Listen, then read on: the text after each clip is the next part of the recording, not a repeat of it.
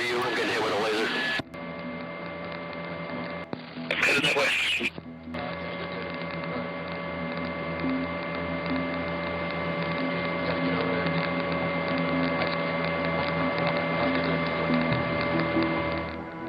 We're happy to check it out.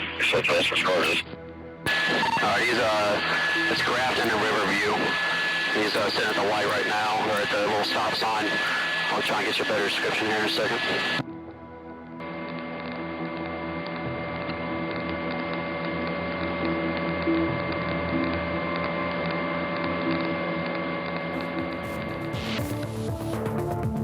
All right.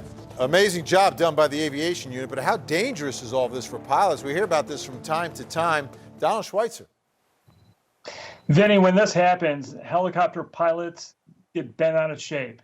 You have no idea how dangerous this is. The way that they describe it is when a spotlight or a laser is shot up in the air toward them, it completely blinds them, and it makes it very, very hazardous.